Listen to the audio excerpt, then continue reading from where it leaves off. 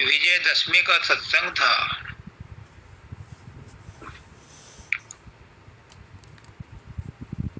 आज थोड़ा सा उसी को आगे बढ़ा करके फिर इस शब्द पर आएंगे। कल कहा कि रामचंद्र जी ने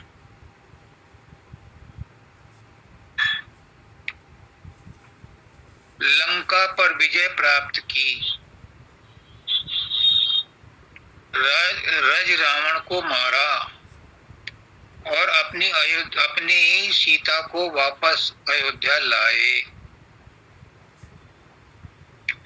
उसी में थोड़ा सा और स्पष्ट कर दूं कि राम ब्रह्म के अवतार थे।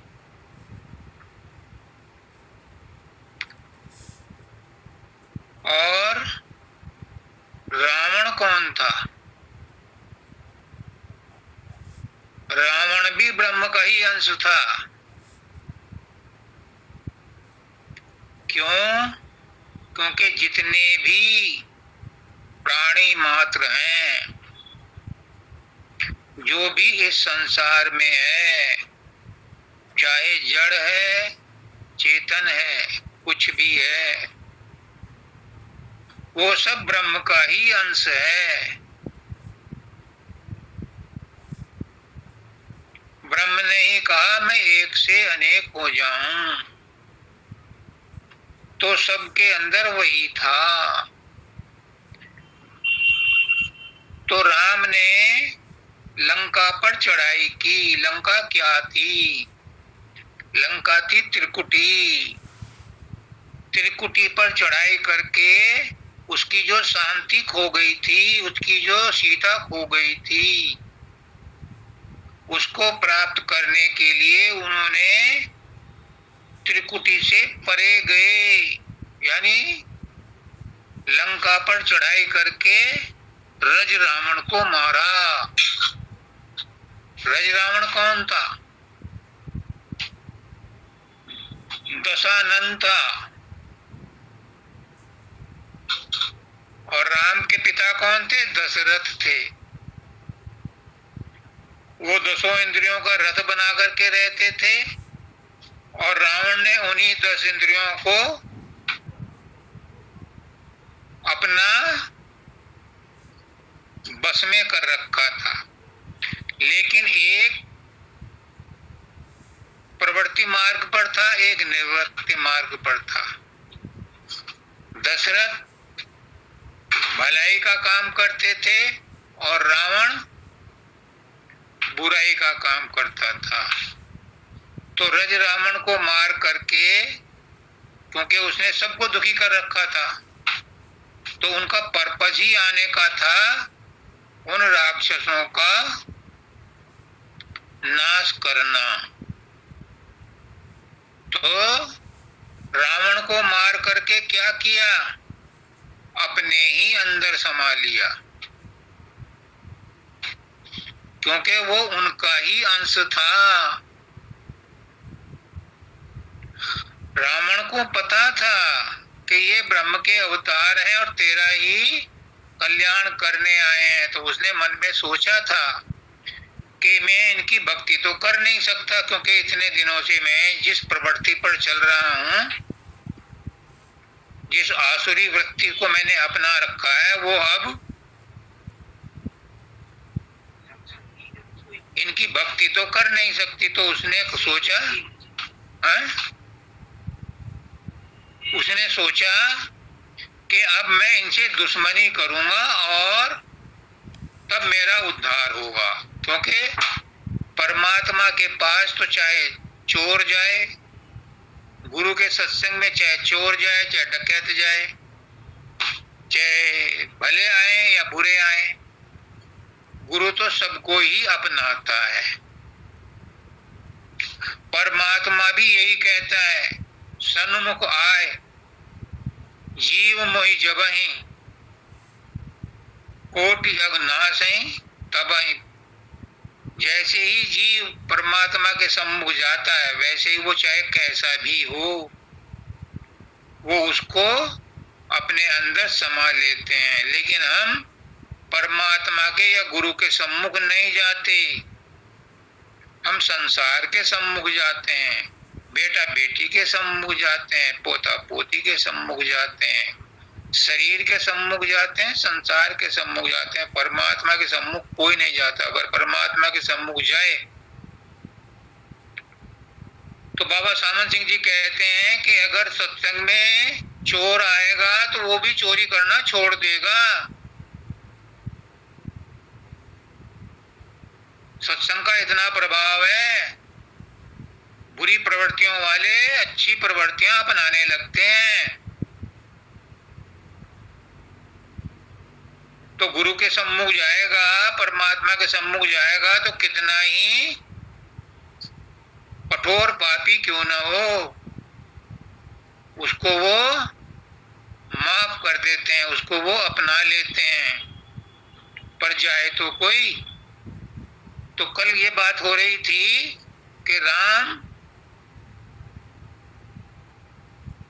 अपने राम लोक को गए, सतलोक को नहीं गए। मैंने गलती से कहा था तो कल वंदिता ने मुझसे पूछा तो मुझे स्पष्टीकरण देना था। और आज वैसे भी आशीर्वाद सत्संग 2 नंबर का दूसरा दिन है दशहरा का, हमारे सत्संग का। राम लोक को गए।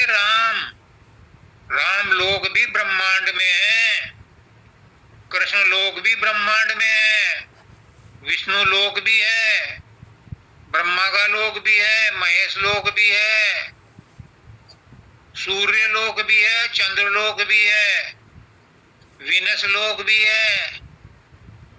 सारे लोक हैं ब्रह्मांड में, सब अपने अपने लोकों को जाते हैं।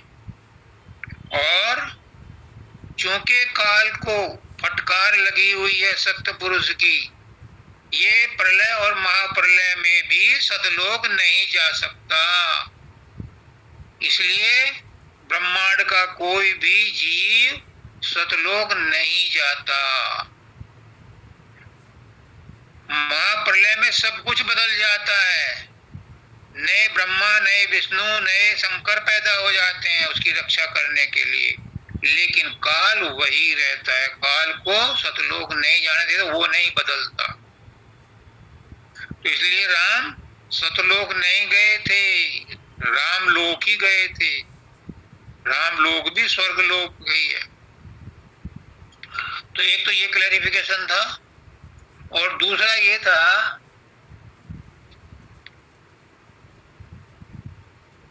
कि हम परमात्मा को जो हमारा साध्य है उसे साधन बना लेते हैं। संसार है साधन, शरीर है साधन साधने के लिए, क्योंकि आत्मा को अपने आप में आत्मा कुछ नहीं करती, उसे कुछ करने के लिए एक अदद शरीर चाहिए। तो शरीर है साधन, लेकिन हमने इसको साध्य बना लिया। परमात्मा को भी अगर पूजा करते हैं, उसकी भी अगर सुमरन ध्यान करते हैं, तो शरीर को या संसार को साधने के लिए करते हैं कि हमें ये मिल जाए, हमें ये मिल जाए, मेरी बीमारी दूर हो जाए, उसकी बीमारी दूर हो जाए। तो साधन को साध्य बना लिया और साध्य को साधन बना लिया। बस यही हम भूल करते हैं। अगर हमें संसार का सही सही पता लग जाए कि संसार है क्या, तो हमें परमात्मा का पता चल जाएगा कि परमात्मा क्या है।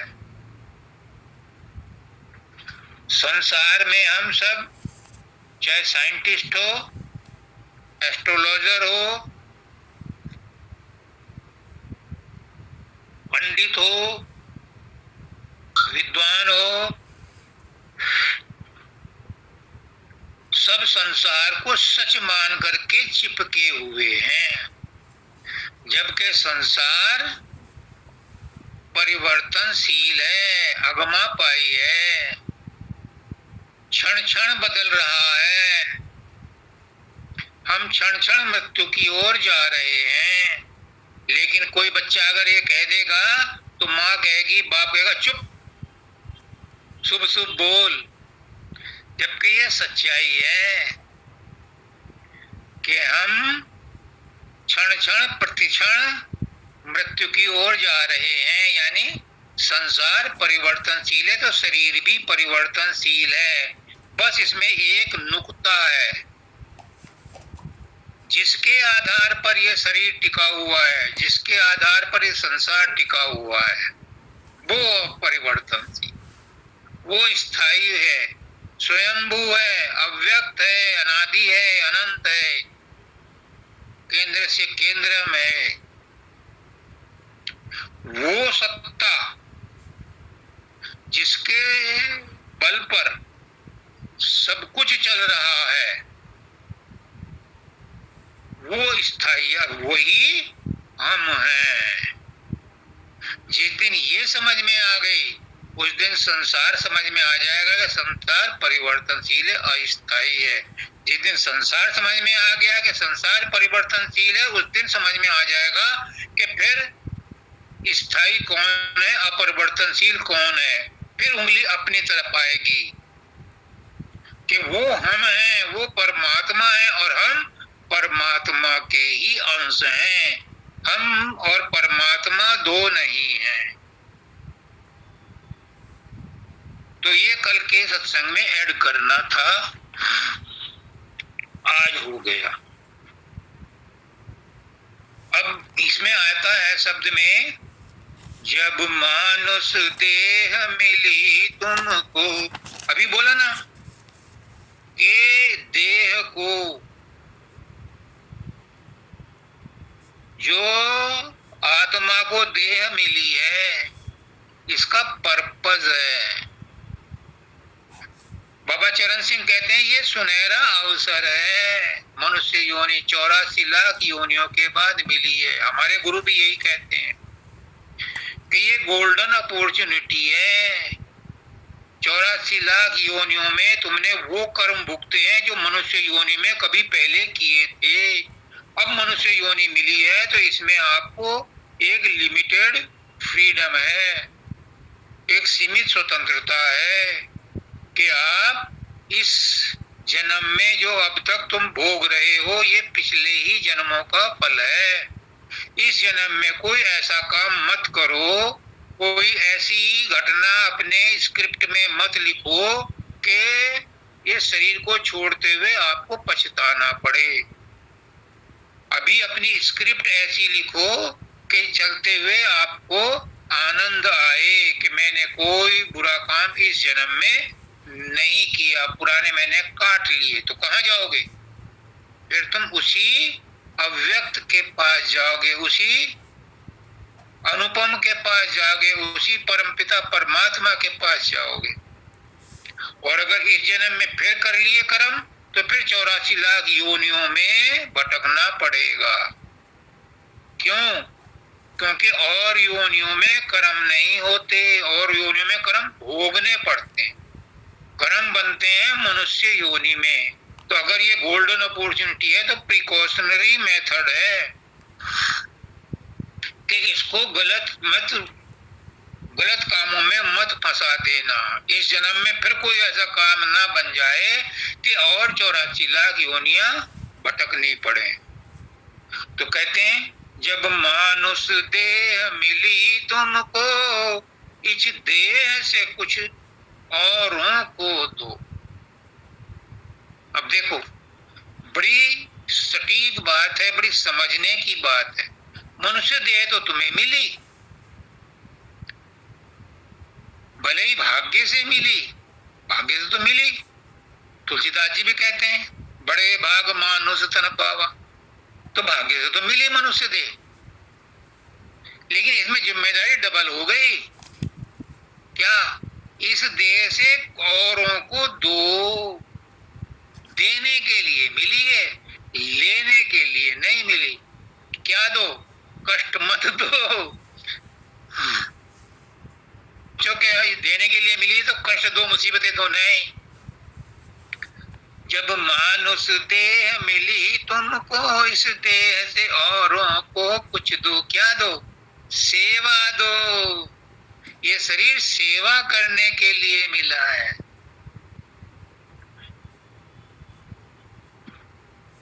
तुम देखो, गुरुद्वारा में देखो, जो जाता है मत्था टेकने कुछ ना कुछ सेवा मांगता है कि मुझे सेवा का अवसर दो।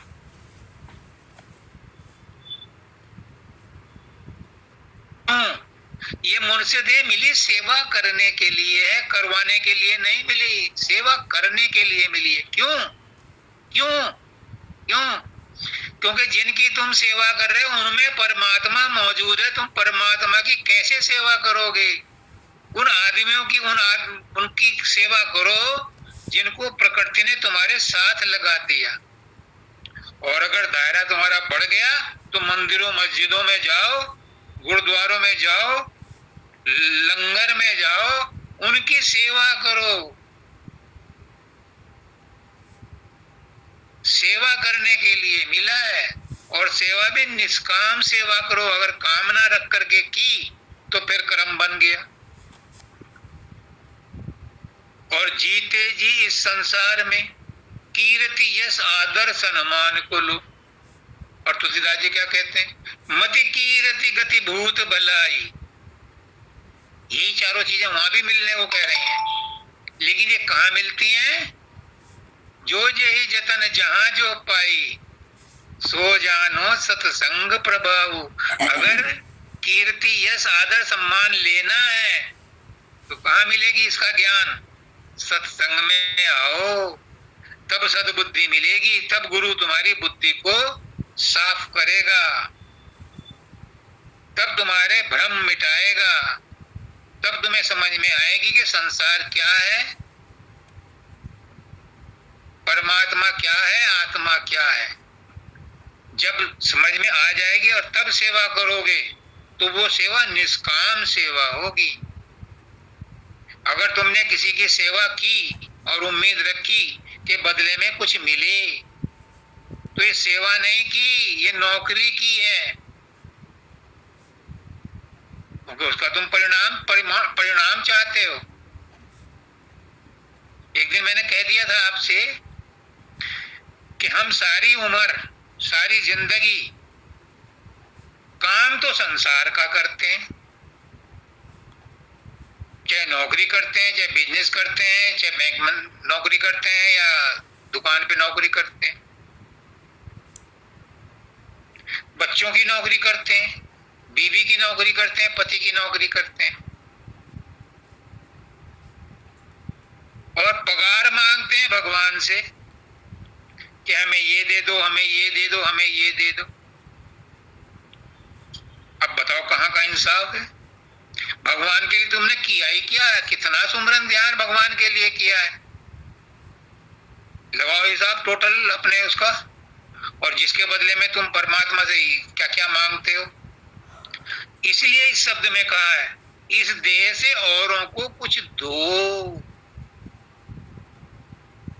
तभी तो परमात्मा से मांगने का हक रखोगे कि मैं तुम्हारे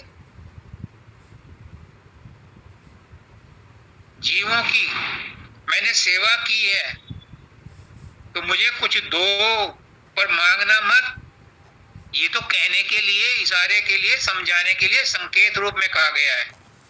परमात्मा से कभी कुछ मत मांगना, गुरु से कुछ मत मांगना।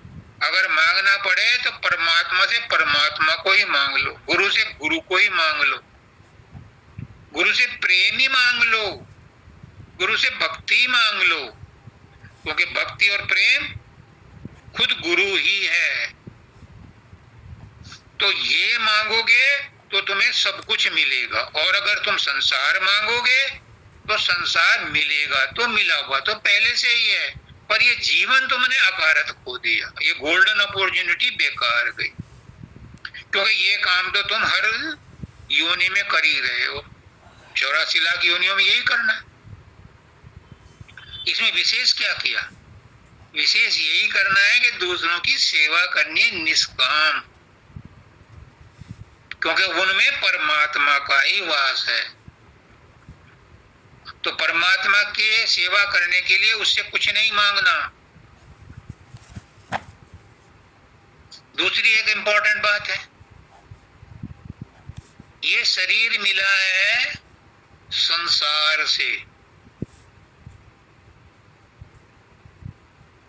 5 तत्वों का है, 3 गुण हैं। ये सब क्या है?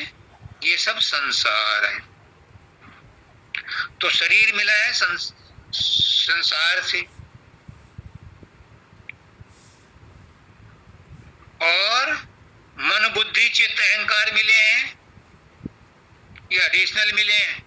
फर्निश्ड हाउस मिला है, हाउस तो मिला प्रकृति से, लेकिन उसके अंदर जो फ्रिज और एसी और सब कुछ लगा हुआ है वो कहां से मिला?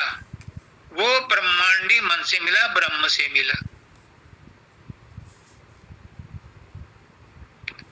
ये भी प्रकृति है। तो जो कुछ भी हमें मिला हुआ है ये सब प्रकृति से मिला हुआ है, इसलिए प्रकृति की चीज प्रकृति को सौंप दो। अपने लिए कुछ नहीं बनता। क्यों? क्यों? क्यों?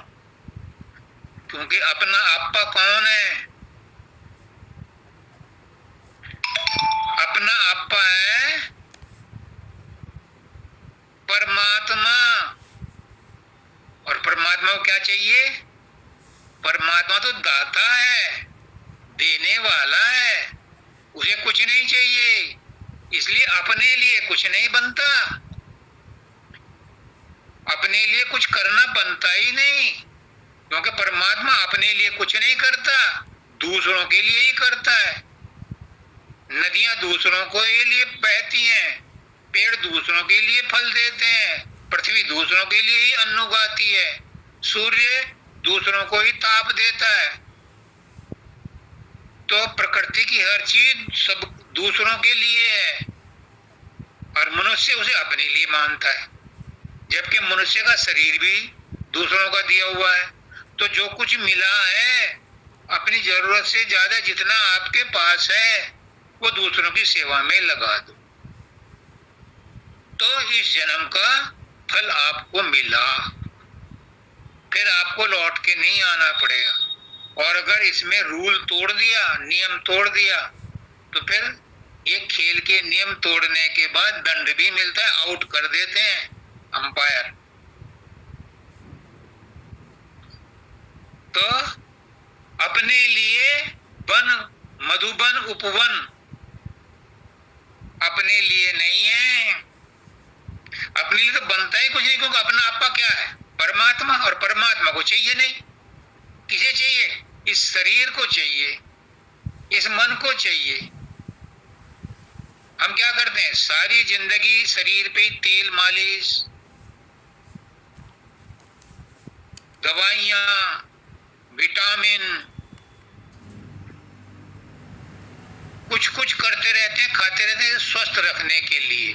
जरूरी है, रखना चाहिए, क्योंकि ये अमानत है, इसे वापस करना है। और फिर जब तक इसमें रहते हुए हमारा पर्पस सॉल्व ना हो जाए, हमारा परमात्मा से मिलन ना हो जाए, तब तक इसे स्वस्थ रखना जरूरी है। लेकिन इसे ही साध्य मत समझो, इसकी ही सेवा मत करते रहो, घोड़े की ही सेवा मत करो। जो घोड़े में बैठकर राजकुमार आया था उसको भी तो ध्यान दो, वो कहाँ है? उसे रोटी मिली कि नहीं, उसे चाय मिली कि नहीं, नौकरों ने उसे कुछ दिया कि नहीं? तुम घोड़े की ही सेवा कर रहे हो। एक राजा था, उसके लड़के को कहीं दूर जाना था, तो जो अपने राज्य की हद थी वहां पर जो उसका ताल्लुकदार था, औहदेदार था, उसको उन्होंने कहलवा भेजा कि भाई मेरा लड़का आ रहा है, इस घोड़े पर, ऐसे रंग के घोड़े पर आ रहा है, उसकी जरा अवभगत करना, कल को उसने वहां जाना है दूसरे देश में। तो जब शाम को वहां पहुंचा तो वो मुखिया ने या उसने उसको देख लिया, तो ये राजकुमार है। उससे पूछा तुम राजकुमार हो? हाँ मैं राजकुमार। उन्होंने घोड़े की सेवा रात भर करी और राजकुमार को भूल गए, तो क्या राजा उनसे खुश होगा? ऐसे ही इस शरीर को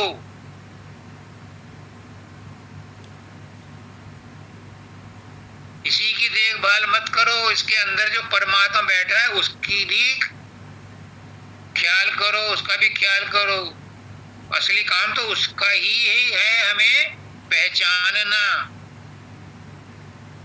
उस परमात्मा के ऊपर जो हमारे अज्ञान का पर्दा पड़ा है उसे दूर करना, और यही काम करने के लिए सतलोक से सतगुरु आता है, हमारे अज्ञान को मिटाने के लिए, हमारे भ्रमों को मिटाने के लिए। लेकिन उसकी बात भी कोई सुनता नहीं। नतीजा ये होता है कि सतगुरु भी मत्था पीट के चला जाता है। मैं किसको क्या समझाऊं, बार बार कहता है।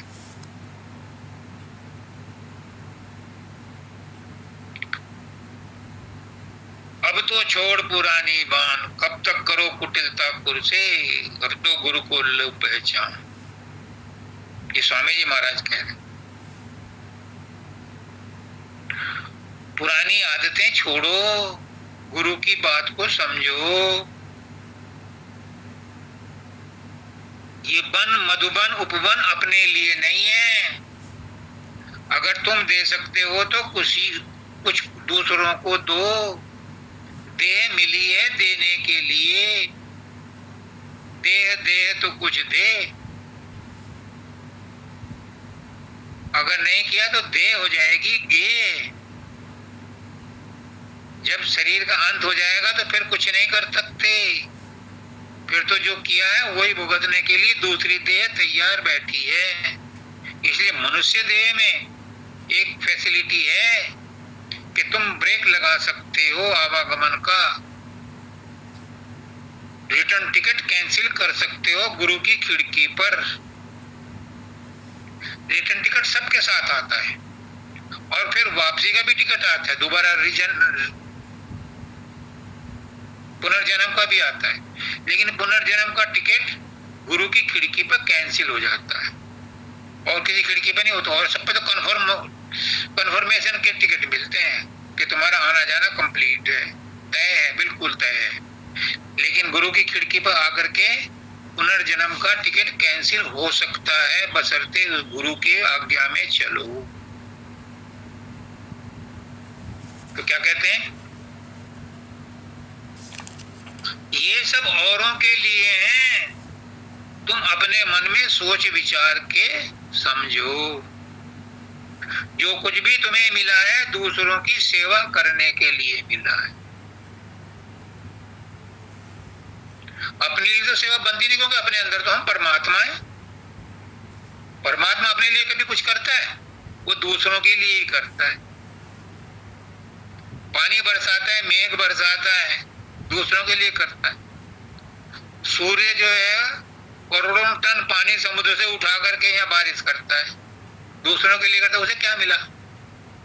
ऐसे ही मनुष्य देह मिली है तो दूसरों की सेवा करो और निष्काम सेवा करो, तो तुम्हें चांस है कि गुरु की बात समझ में आ जाएगी, अपने अंदर के पर्दे हट जाएंगे, अपने आपे का ज्ञान हो जाएगा, अपना अहंकार मिट जाएगा, होमा मिट जाएगा। कब? जब दूसरों की सेवा करोगे, निष्काम सेवा। सुमरन ध्यान से शारीरिक शरीर सधता है, मन सधता है।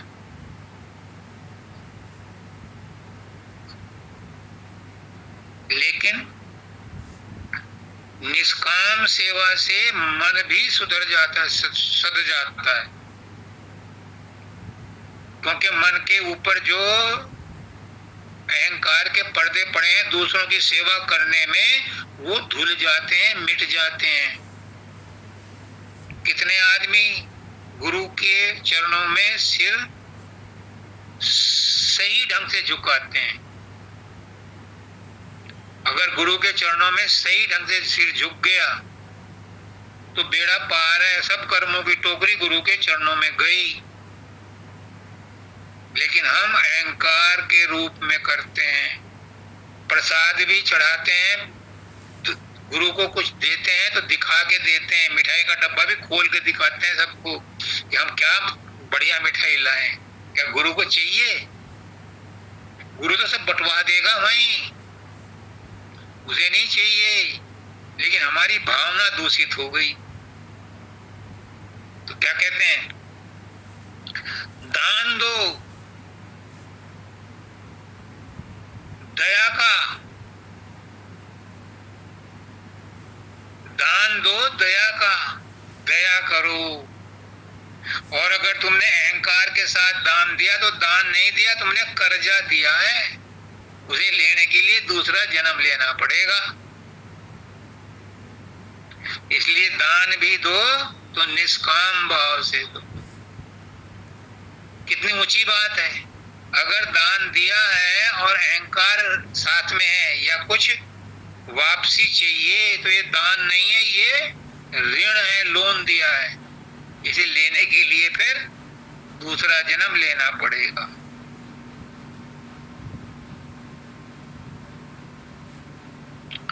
फिर कहते हैं आगे, लेना हो तो, अच्छा वो कहते हैं जो देता है वो लेता है,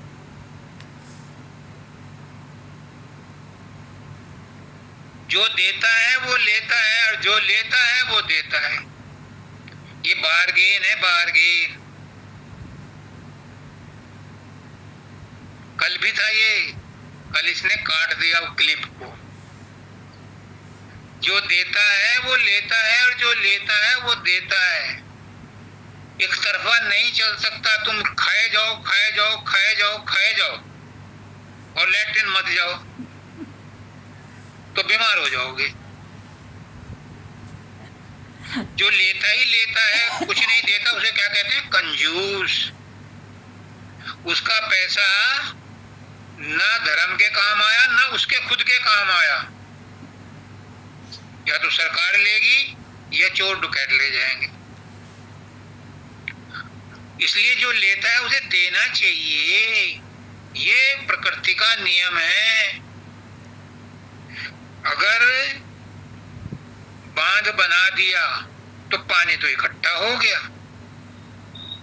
लेकिन अगर उसे निकाला नहीं गया, नहर के द्वारा खेतों में नहीं पहुंचाया, तो वो बांध को भी तोड़ देगा, गांव को भी बहा ले जाएगा। तो जो लेता है वो देता है। भिखारी को तुम कुछ देते हो तो तुम्हें आशीर्वाद देता है। कोई चीज ऐसी नहीं है जो लेता हो और देता ना हो, ये इंसान ही ऐसा है जो लेता है और देना भूल जाता है। लेकिन प्रकृति अपने नियम को तोड़ने नहीं देती, सब छीन लेती है उसका। अब रतन टाटा गया ना, हालांकि सबसे ज्यादा दान देने वाला रतन टाटा है।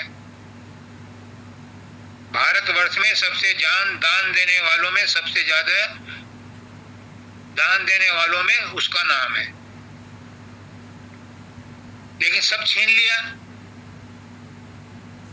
मौत ने सब छीन लिया। सबके साथ ऐसा ही होना है।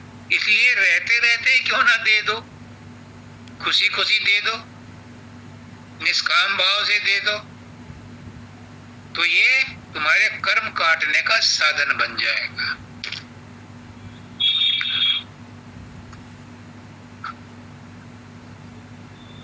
जो देता है वह लेता है, जो लेता है वह देता है, जो नहीं देते वह क्यों निष्फल। फिर नाम धनी का लेते हैं, फिर भगवान का नाम क्यों लेते हो? क्योंकि भगवान का नाम लेते हो और भगवान है दानी, वो देता रहते हैं और तुम देते नहीं हो, तो फिर तुम उसका नाम क्यों लेते हो? उससे मित्रता क्यों रखते हो? और रखते हो तो वो मित्रता निभती क्यों नहीं? इसीलिए नहीं निभती कि नाम तो तुम दानी का ले रहे हो। परमात्मा तो दानी है, सबको दान दे रहे हैं, हर वक्त हर चीज उसकी सबके लिए मुफ्त में मिलती है। सब चीज मुफ्त में मिलती है। ये तो इंसान लगाता है टैक्स, भगवान नहीं लगाता। वो सब चीज सबको मुफ्त में देता है। और जब तुम उससे उसकी भक्ति करते हो, उससे प्यार करते हो, उससे याद करते हो, उसका सुमरन ध्यान करते हो, तो फिर दान क्यों नहीं देते? काहे का दान मांग रहा है वो? अहंकार का दान। अपना अहंकार त्याग दो। है अहंकार का तजना ही फना होना, वरना खाक को क्या खाक में खाक मिला है कोई? तुम्हारे अहंकार का दान मांग रहा है परमात्मा, और तुमसे क्या मांगेगा? उसके पास तो सब कुछ है, और तुम्हारे पास अपना है ही क्या जो तुम परमात्मा को दोगे? एक ही चीज है हमारे पास देने को, वो है अहंकार। अपना अहंकार उसे दे दो तो फिर परमात्मा और तुम में अंतर ही नहीं रहा, क्योंकि वो भी निरंकार है। निर्मम निहंकारो, गीता कहती है। और वो निर्मम निहंकार तुम बन जाओ तो परमात्मा और तुम के बीच में कोई पर्दा ही ना रहा, ना पर्दा रहा, ना पर्दा नसी, फिर तुम दोनों एक हो गए। अब आगे कहते हैं, लेना हो तो कुछ यश लेना हो तो लो यश कुछ देकर। देखो, अगर लेना है तो यश लो, लेकिन कुछ देकर। मुफ्त में मत उम्मीद रखना। लेने देने का सिस्टम प्रकृति का है, उसे निभाना। तो क्या कहते हैं, लेना हो तो लो यश कुछ देकर। जगत की हाट में आए हो तो लेना देना तो भाई पड़ेगा। अगर यश लेना चाहते हो तो कुछ देना पड़ेगा। अगर तुम मान सम्मान दोगे तो तुम्हें मान सम्मान मिलेगा, और नहीं मेरी बात को मानते तो गाली देकर देखो, अभी फौरन गाली का जवाब गाली से ना मिले तो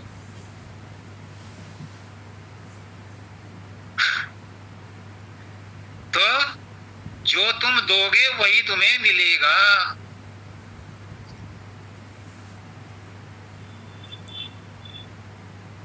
तुम किसी पर गुस्सा करो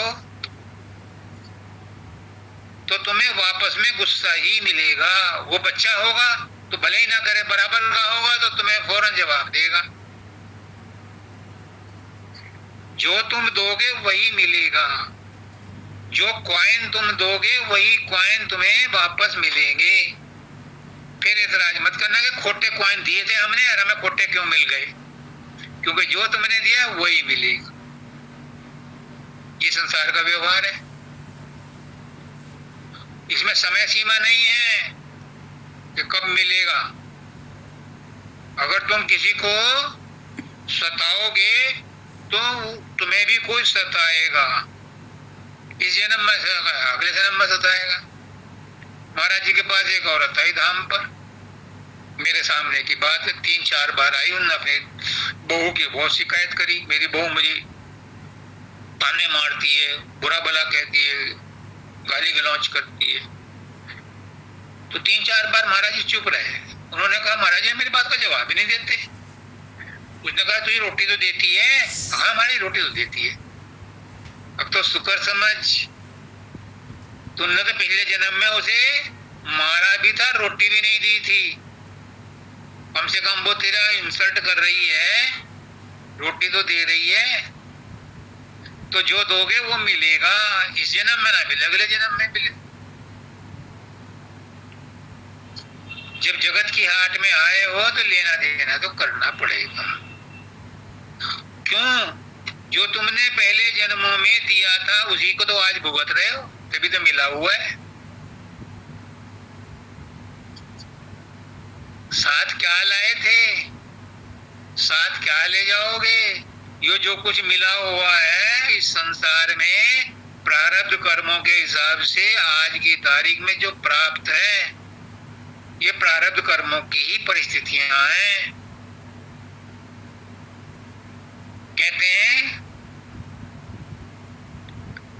ये चमन यूं ही रहेगा और हजारों बुलबुले अपनी अपनी बोलियां बोल कर उड़ जाएंगे। या खुदा तेरी पनाह, साथ में साथी नहीं और साथ क्या ले जाएंगे, क्या ले जाओगे, क्या लाए थे, खाली हाथ आए थे और खाली हाथ जाओगे, रोते हुए आए थे और रुलाते हुए जाओगे। एक ही शख्स था जो मैंने सुना है, ये जुरदस्त था कोई, वो हंसता हुआ पैदा हुआ था। उससे पूछा भाई तुम हंसते हुए कैसे पैदा हुए, उसने कहा जब मैंने पिछला शरीर छोड़ा था तो लोग बाग रो रहे थे कि हाँ ये मर गया, उन्हें ये नहीं पता मैं मर नहीं गया, मैंने शरीर छोड़ा है और मैं उनकी बात पे हंस रहा था, ये हंसता हुआ पैदा हुआ। आप भी ऐसी स्क्रिप्ट लिख सकते हो, कलम आपके हाथ में है, कागज आपके हाथ में। इसीलिए गुरु कहता है कि कोई कोरा कागज आए तो मैं उस पर कुछ लिखूं, और हम सब भरी हुई कॉपी गुरु के पास ले जाते हैं, तो उसमें क्या लिखे जगह ही नहीं है। आपकी कॉपी अभी खाली है, आपके हाथ में कलम भी है, आपकी हैंडराइटिंग भी अच्छी है। ऐसी स्क्रिप्ट लिखो कि जाते हुए अंतिम समय में आपको अफसोस ना हो, यानी अगला भाग्य बना लो, अगला भाग्य लिखना तुम्हारे बस में है।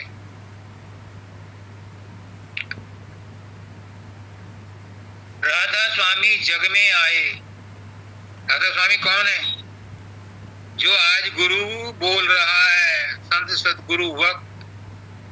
गुरु कभी मरता नहीं, गुरु मानुष नहीं है, मनुष्य नहीं है।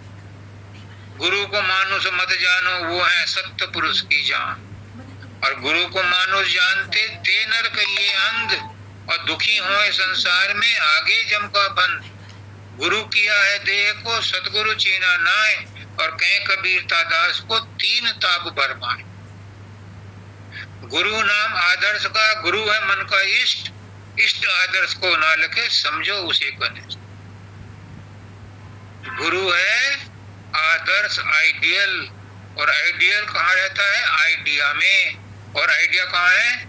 यहाँ तुम्हारे खोपड़ी।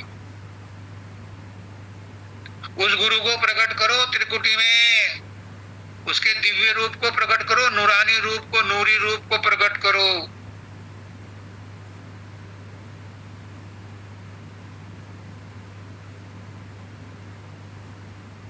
रेडिएंट रूप को प्रकट करो उसके।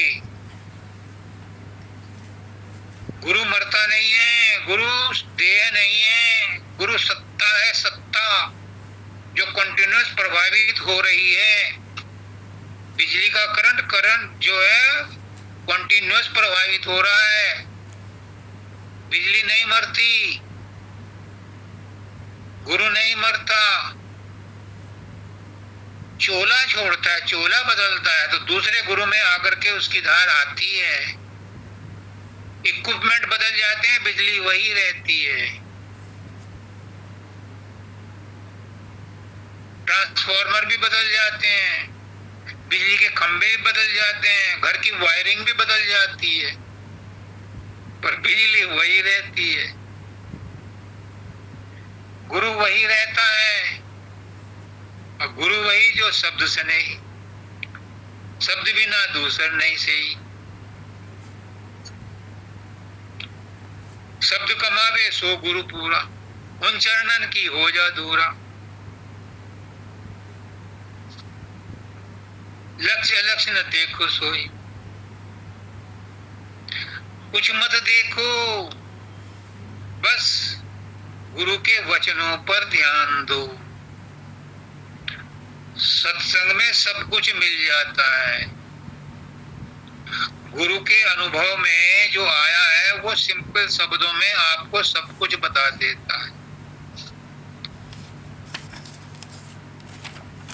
सत्संगत मद मंगल मूला, सोई फल सिद्धि सब साधन फूला। सारे साधन फूल के समान होते हैं, लेकिन गुरु का सत्संग अनुभवी गुरु हो और जिज्ञासु शिष्य हो, तब मेला होता है। वरना स्वामी जी महाराज कहते हैं कोई मेला नजर न आई।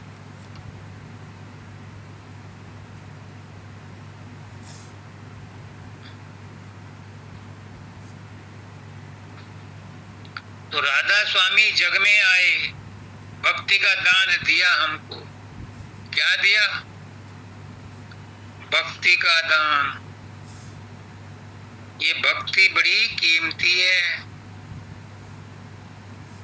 एक चीज समझ लो, कर्म योग में निष्काम कर्म योग की बहुत महत्ता है। गीता में निष्काम कर्म योग के लिए बहुत कुछ कहा है।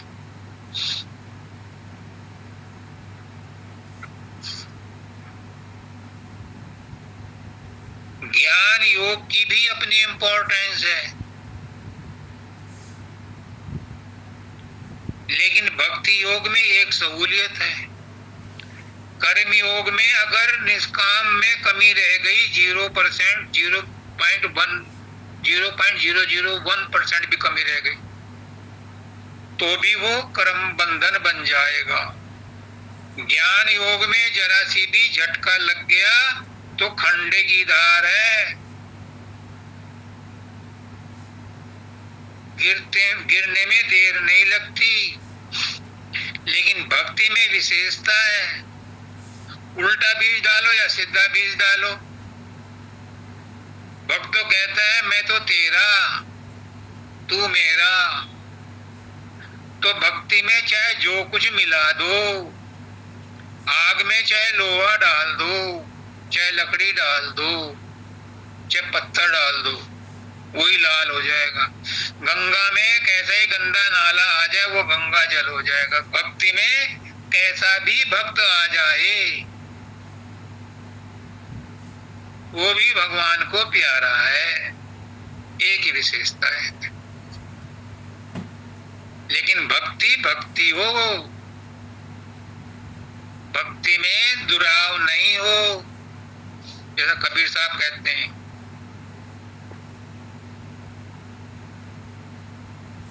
आन उपासक कृतगंतरे न नाम रटन। आन उपासक ना हो, गुरु को अपने से दूसरा मत समझो, परमात्मा को अपने से दूसरा गैर मत समझो, तो भक्ति है। एकत्व में रहो, आध्यात्म में रहो, समता में रहो, तो भक्ति है। और इस भक्ति के साथ अगर प्रेम मिल जाए तो सोने पे सुहागा। और वो प्रेम तुम्हारे पास है नहीं, तुमने तो अपना प्रेम संसार में बांट दिया। कुछ बीवी को दे दिया, कुछ बच्चों को दे दिया, कुछ रिश्तेदारों को दे दिया। अपने पास तो परमात्मा के लिए प्रेम बचा नहीं। अब परमात्मा अपना प्रेम तुम्हें देता है, वो भी तुम संसार में बांटते हो। तो भक्ति गीली कैसे हो? भक्ति तो रूखी सूखी रहेगी बिना प्रेम के। अगर बीज बो दिया उसमें पानी ना दिया तो बीज कैसे उगेगा? भक्ति का बीज कैसे उगेगा? उसे प्रेम की तरावट चाहिए। इसलिए गुरु अपना प्रेम देता है। गुरु के पास कैसा ही चला जाए, किसी भी समय चला जाए, और गुरु को पता चल जाए। बाबा फकीर जाते थे बाबा सावंत जी के पास, तो इतने अदब से जाते थे, क्योंकि दादा दयाल ने उनको कह रखा था कि अगर मेरे बाद तुझे कुछ पूछना पड़े तो सावंत सिंह जी के पास चले जाना। तो बाबा फकीर बाबा जब जाते थे तो गर्मियों में अपने जूते ढाक के, जो पेड़ होते थे उनमें छुपा के जाते थे और नंगे पैर जाते थे।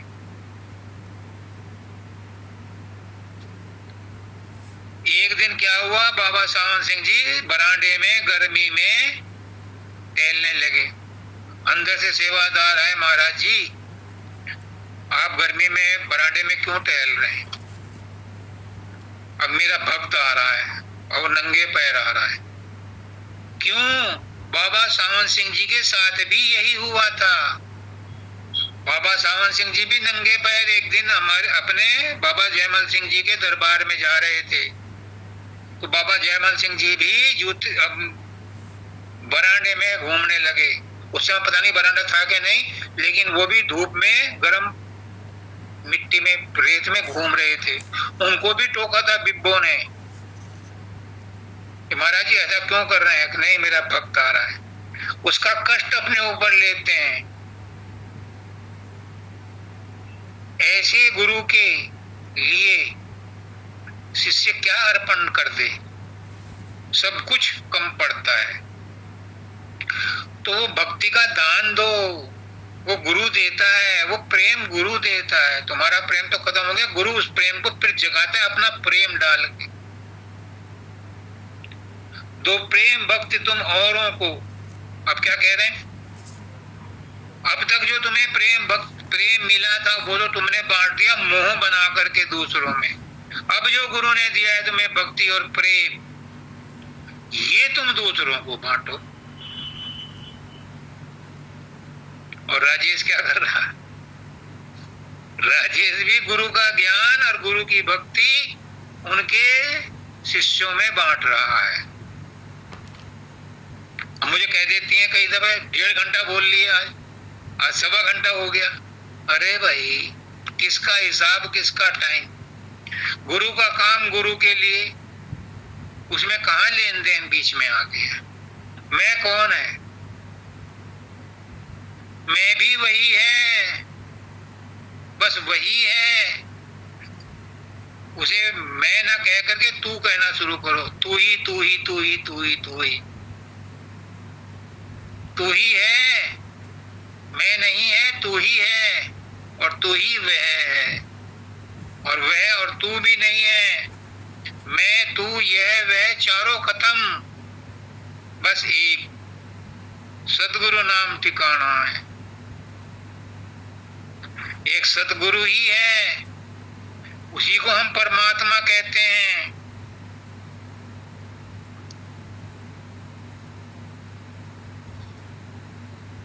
उसी को परमात्मा कहते हैं।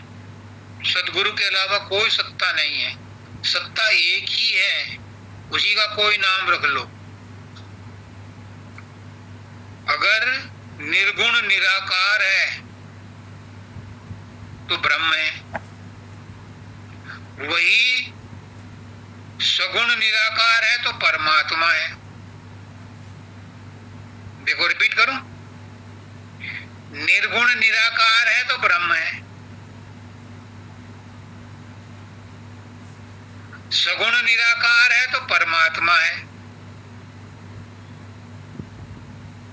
और आगे बताऊं, सगुण साकार है तो सदगुरु है।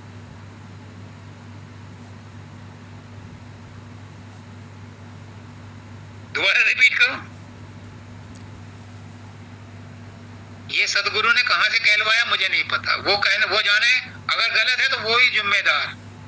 बाबा फकीर कहते थे कि अगर मैं गलत कह रहा हूं तो दाता दयाल जिम्मेदार या बाबा सावन सिंह जी जिम्मेदार, जिन्होंने मुझे सत्संग देने का हुक्म दिया। मेरी कोई गलती नहीं, वो दोनों जिम्मेदार हैं। उनके हुक्म से मैं सत्संग दे रहा हूँ, तो मैं भी उन्हीं के हुक्म से सत्संग दे रहा हूँ। उन्होंने कहा है कि जिसको समस्या हो राजेश से पूछ ले, मैं अपने आप गुरु नहीं बना, ना मैं गुरु हूं, मैं हूं ही नहीं गुरु, मैं तो चेला भी नहीं हूं, मैं तो सेवकों का सेवक और हूं नहीं। हूं कहने में तो अहंकार आता है, मैं कहने में तो अहंकार आता है। वही है, वही है, वही है, वही है, तू ही है, तू ही है, तू ही है। तो निर्गुण निराकार तो ब्रह्म है और सगुण निराकार परमात्मा है और सगुण साकार सदगुरु है। अब जिससे जिसका जी चाहे उससे नेह लगा ले। और भगवान क्या कहता है कि जो मुझे जिस रूप में बचता है मैं उसे उसी रूप में मिलता हूं। तो तुम सगुण साकार में गुरु में मन लगाओगे तो परमात्मा ही मिलेगा। क्योंकि वो परमात्मा का ही छोटा रूप है। सदगुरु परमात्मा बड़े रूप में नहीं आ सकता, उसके रहने की जगह मिलेगी नहीं। सूरज ऐसे करोड़ों सूरज हैं, जैसा हमारा छोटा सूरज है। ये 1 किलोमीटर नीचे आ जाए तो त्राही त्राही हो जाती है, जल उठेगी धरती। और अगर परमात्मा आ जाए तो कहाँ रखेगा पैर। लेकिन आता है वो अपनी आत्माओं को चिताने के लिए, मनुष्य रूप में आता है, सदगुरु रूप में आता है, सगुण साकार में आता है, हमारी भाषा बोलता है, हम उससे बात करते हैं, अपनी समस्याएं बताते हैं, वो उनका समाधान बताता है, हमारी शंकाएं मिटाता है। मैंने बोला ना कि सदगुरु शरीर नहीं है, एक चोला छूटता है दूसरे में पहुंच जाता है। लेकिन जो नए चोले में आया है उसके अंदर पुराने सब सदगुरुओं का, संत महात्माओं की ताकत मौजूद होती है। इसलिए संत सदगुरु वक्त की पूरी इज्जत करो, सम्मान करो, उससे ज्ञान प्राप्त करो, क्योंकि वो उन्हीं का नुमाइंदा है, उन्हीं की ताकत उसके अंदर आई हुई है। ये मत समझना कि गुरु मेरा मर गया, ना, गुरु कभी नहीं मरता, गुरु कभी नहीं जन्म लेता। गुरु एक सत्ता है, सत्ता कॉन्टिन्यूअस प्रवाहित हो रही है। तो संत सदगुरु वक्त के अंदर वही सत्ता मौजूद है। हाँ, पुराने सदगुरु ने जो तुम्हें आशीर्वाद दिए थे वो फलित होंगे समय पर। ये मत भूल जाना कि पुराना गुरु चला गया, नया आ गया तो अब नए के आशीर्वाद ही काम करेंगे, पुराने का आशीर्वाद काम नहीं करेगा। नहीं, पुराने के आशीर्वाद भी काम करेंगे, नए आशीर्वाद जो है वो नया गुरु देगा, क्योंकि गुरु अलग नहीं है। गुरु एक अनादि अनंत महा, पद कमल में आने के शरण गा। तू श्रेष्ठ श्रेष्ठ बना मुझको, निज भक्ति का पंथ चला मुझ। तो गुरु एक है, अनादि है, अनंत है, उसमें भेद नहीं है। परमात्मा दो चार नहीं हो सकते, परमात्मा एक ही रहेगा, एक ही है। गुरु भी उसी का अंश है, तो गुरु भी एक है।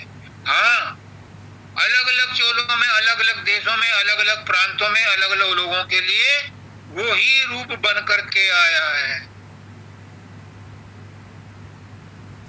एक समय में कई संत हो सकते हैं। आवश्यकता आविष्कार की जननी है, जब जरूरत पड़ती है तो ज्यादा भी गुरु प्रकट होते हैं। कौन गुरु प्रकट होता है? शरीर नहीं, वही परमात्मा विभिन्न रूपों में प्रकट होता है उनको चिताने के लिए।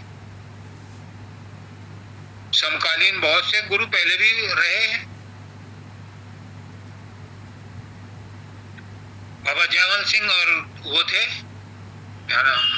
शालिग्राम साहब, समकालीन थे, एक ही गुरु के थे, अलग अलग जगह काम किया। ऐसे ही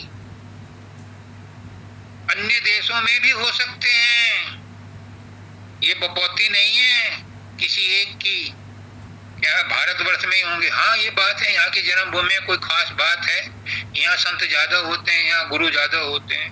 लेकिन अन्य देशों में भी सदगुरु होते हैं, और वो भी जनता का कल्याण करने के लिए आते हैं, और वो भी परमात्मा की ही मर्जी से आते हैं।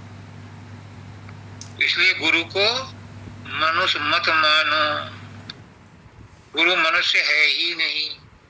जिसने गुरु को मनुष्य मान लिया उसने अभी संत मत में पहली सीढ़ी पर भी कदम नहीं रखा। ये आपके मानने पर डिपेंड करता है। गुरु जो है वो है, उसे तुम्हें फर्क नहीं पड़ता, तुम मुझे कुछ भी मत मानो। वो तो खुद कहता है मैं गुरु नहीं हूं। कोई भी गुरु आज तक ये नहीं बोला कि मैं गुरु हूं, मेरी पूजा करो। नहीं, मैंने तो आज तक इतने गुरुओं को पढ़ लिया, किसी ने ये नहीं कहा कि मैं गुरु हूं और मेरी पूजा करो ना। सब कहते हैं मेरा गुरु गुरु था, अपने गुरु की तारीफ करते हैं, खुद भी गुरु हैं लेकिन खुद अपने आप को गुरु कहलवाना नहीं चाहते, छुपाए रखते हैं अपने आप को। इसकी वजह है लोग उनकी बॉडी पर बाल भी नहीं छोड़ेंगे, नोच लेंगे तबीज बनाने के लिए, अगर वो उसकी उनकी असलियत पता चल जाए। इसलिए कोई गुरु अपने आप को गुरु नहीं कहता, वो परमात्मा ही है। कृष्ण भगवान कहते हैं, और की क्या बात करूं, गीता में कहते हैं जब मैं मनुष्य रूप में आता हूं तो लोग मेरी मजाक बनाते हैं, मेरा मखौल उड़ाते हैं, कहते हैं पकड़ लो ग्वाले को। गीता में कह रहे हैं मुझे कोई नहीं पहचानता है मनुष्य योनि में आकर के, और वैसे मेरे दर्शन के लिए तरसते रहते हैं देवता भी।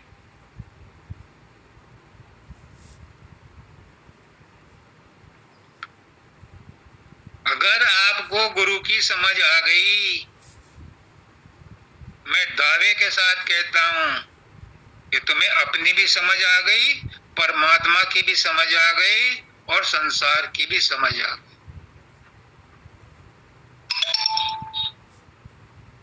गुरु को